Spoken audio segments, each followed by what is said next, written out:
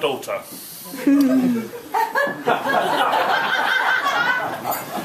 I must admit to being a bit nervous about giving this speech, so I haven't given the speech since the last annual meeting for drug users, alcoholics, gays and transsexuals. I'm being pissed. But it is so nice to see so many familiar faces in the room. Speak up, darling. On behalf of the parents, I would like to thank you for joining us to celebrate this special day. And I would like to congratulate Ian and Sam, who have worked hard and spent a lot of time, effort and expense to make this a special day for all of us. You can clap over that one.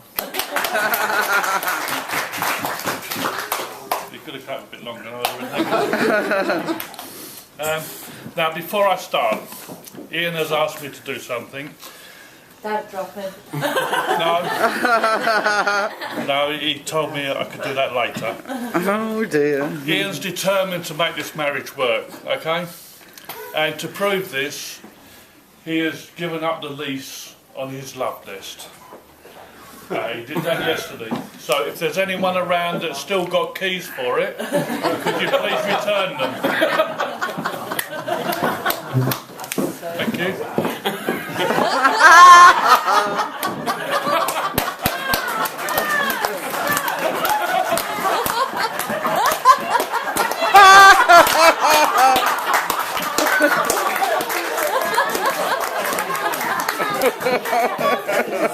Thank you.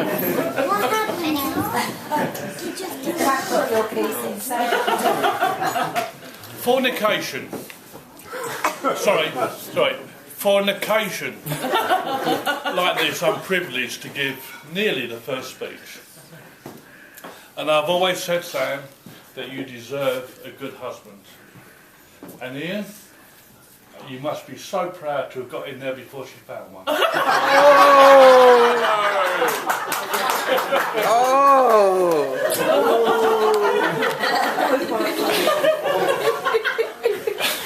Ian asked me for my daughter's hand in marriage. And he said to me, "Sir?" I said, "No. Don't call me sir. Mr. Ballard would do." He said, "I want to marry your daughter." Which I said, "Well, what's in it for me?" I said, are you willing to look after a family, willing and able? And he said, "No." He said that me and Janet would have to look after ourselves. And I said, "Well, if this was a different country, I would get something for my daughter, at least a goat." And this is true. 3 days later, I got a letter, a postcard with a pretty picture, and it would seem somehow that I'd adopted a goat. Thank you. That's all right. And now every 3 months I get this little box, and it's got these round pellets in it. They really stink, but they go lovely in soup. And I don't know what they are, but I got up this morning and I did my hair, got onto this gear and looked in the mirror, and then I realised where Sam gets her good looks from.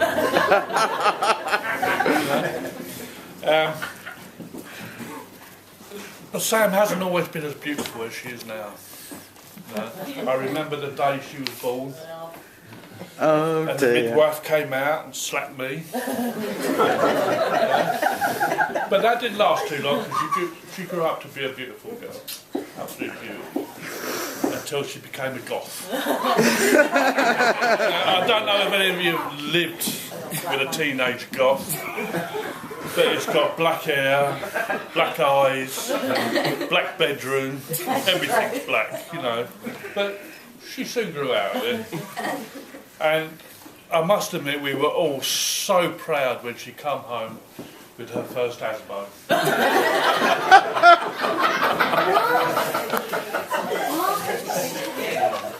The second was the icing on the cake, and we were just so proud of her then.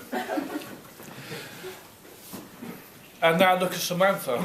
I really don't know whether this is a father thing, but when I first saw Sam this morning in her dress, she looked absolutely beautiful. Oh. Absolutely out of this world. And I knew then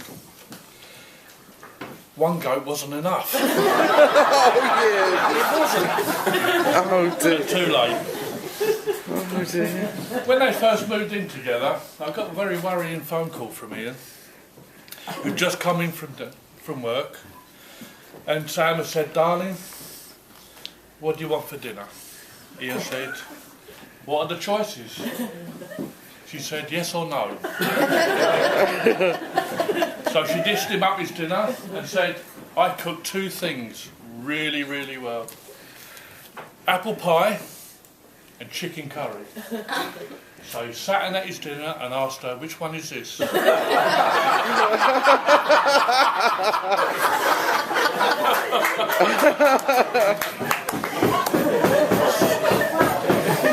So I said to her, put Sam on the phone, and she was in tears.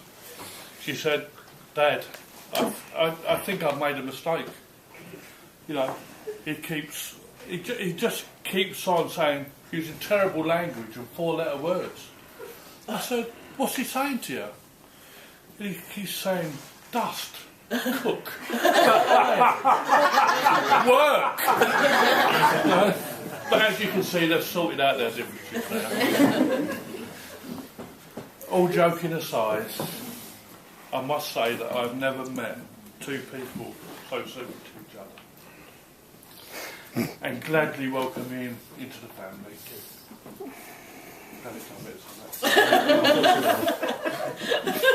And I wish you both every happiness in the world, and I really do. And so do I. It now gives me great pleasure to make the first toast.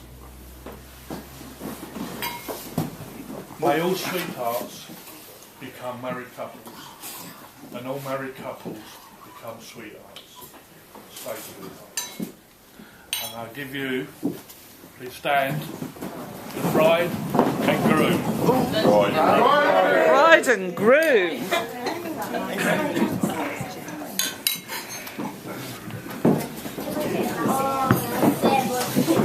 Well done, darling.